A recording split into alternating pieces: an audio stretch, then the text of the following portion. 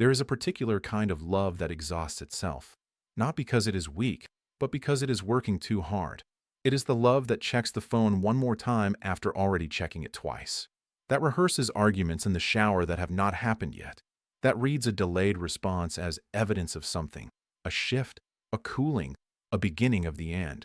That finds itself in the middle of an ordinary Tuesday, gripped by the sudden and overwhelming certainty that everything it has come to depend on is about to disappear. This is not paranoia. This is not neediness in the dismissive sense that word is usually deployed.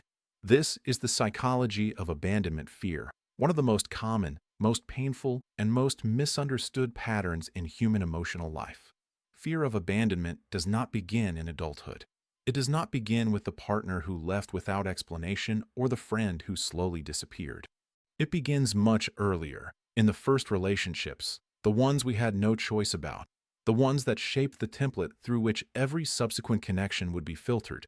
Developmental psychologists who study early attachment have found that the way our earliest caregivers responded to our needs, consistently or inconsistently, warmly or unpredictably, creates what researchers call an internal working model, a set of deeply held, largely unconscious beliefs about whether other people can be relied upon, whether we are worthy of consistent love, and whether closeness is safe or whether it inevitably leads to loss. For children who grew up with caregivers who were emotionally unpredictable, present and warm sometimes, distant or unavailable at others, the nervous system learns something specific and lasting. It learns that love is not a stable condition, but a variable one, that the people who matter most can be here fully one moment and somewhere else entirely the next. And it responds to this uncertainty the way any intelligent system responds to an unpredictable environment, by becoming hypervigilant, by scanning constantly for early warning signs, by developing an exquisite sensitivity to any signal, however small, that might indicate that the warmth is about to withdraw again. This hypervigilance, so adaptive in childhood, becomes the engine of abandonment fear in adulthood. Consider a man named Daniel, 32 years old, who describes his experience of relationships with an honesty that costs him something to maintain. He is not, by any external measure, someone who should feel insecure. He is capable, thoughtful, genuinely kind. He has friends who love him. He has had relationships that lasted years. But inside every one of those relationships, running beneath the surface like a current he cannot switch off, there has been a fear so constant it has come to feel like simply the weather of his inner life. When a partner takes longer than usual to respond to a message, Daniel does not experience mild curiosity or easy patience. He experiences a cascade, a rapid, involuntary sequence of interpretations, each darker than the last, arriving with a speed and conviction that his rational mind cannot quite keep up with. He knows, intellectually, that a delayed message means nothing, but the knowing and the feeling occupy entirely different territories inside him, and the feeling always arrives first. The behavioral patterns that abandonment fear generates are among the most well-documented in relationship psychology, and they share a tragic internal logic. Because the fear is so overwhelming, and because the anticipated loss feels so catastrophic, people who carry it tend to develop strategies designed to prevent it, strategies that, with painful regularity, produce exactly the outcome they were designed to avoid. The constant need for reassurance, which makes sense as a response to internal uncertainty, can feel suffocating to a partner who does not share the same internal landscape. The hypervigilance to small signs of withdrawal can generate conflict where none existed. The tendency to test, to create small crises as a way of verifying that the other person will stay, can erode the trust it was meant to measure.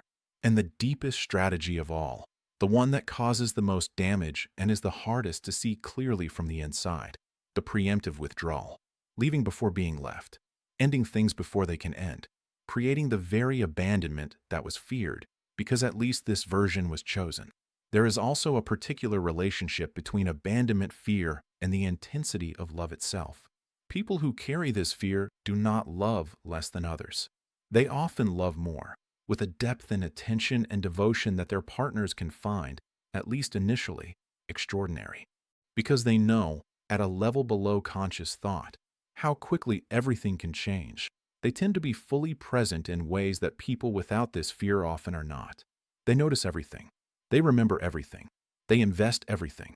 The tragedy is that this very intensity, born of fear rather than security, creates a pressure that stable love struggles to sustain. What begins as devotion can shade into dependence. What begins as attentiveness can become surveillance. What begins as passion can become possession, not because the person is controlling, but because the fear underneath has never been addressed, only managed. The physiology of abandonment fear is something researchers have only recently begun to map in detail.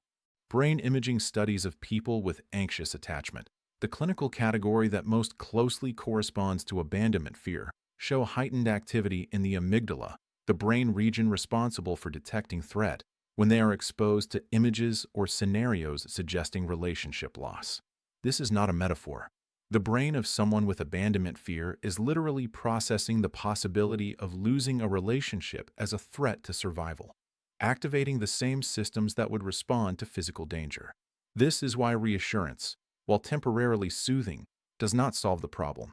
It addresses the conscious mind while the fear operates at the level of the nervous system, below the reach of reason. What heals abandonment fear is not reassurance, though reassurance has its place. What heals it, slowly and imperfectly, and with considerable effort, is the accumulation of experiences that contradict the original template. Relationships, therapeutic, romantic, or platonic, in which the other person stays. In which conflict does not lead to abandonment. In which imperfection and need are met not with withdrawal, but with continued presence. These experiences do not erase the original learning.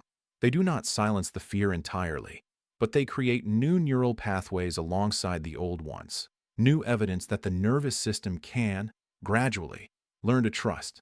The person who was once certain that everyone eventually leaves can discover, through lived experience rather than intellectual argument, that some people stay.